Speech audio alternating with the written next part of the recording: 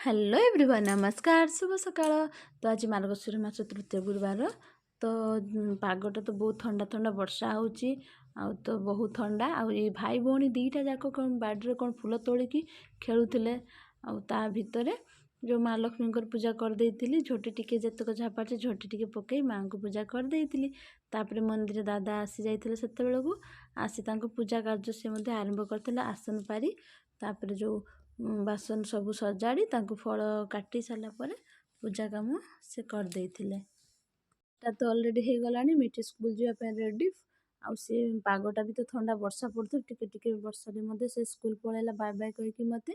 ता भितरे माँ मध्य घरे पूजा कर देइथिले घरे धूप धुना मध्य बुलाई देइथिले माँ आउ तापर रोषेई घर को जाई भात पई चाउଳ धोइकी भात मध्य बसाई देइथिले। तापर तो भोक लागलानी जा मु दी जण मिसिकी पखाल खाई देइथिलु।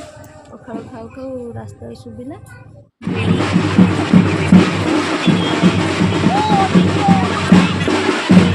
कांधरे धरी काखरे धरिकी माँ मैंने सब जाउचंती आउ डीजे बजे बजे जाउचंती।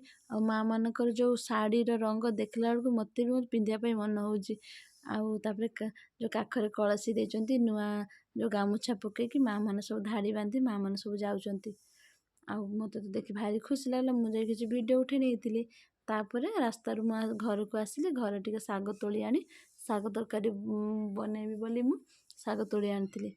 तापरे जो गैस रे बसाई देइथिले डालमा बघारी देइथिली बघारी की भात मध्य चुले रे हे जाइतिला। तापरे डालमा भात आलू बैगण भजा आ भेंडी भजा करिकी आमे लंच रे खाइथिलु। जदि मो वीडियोटी आपनको भल लागि थाए मो चैनल टू आपण माने सब्सक्राइब करंतु। जय जगन्नाथ।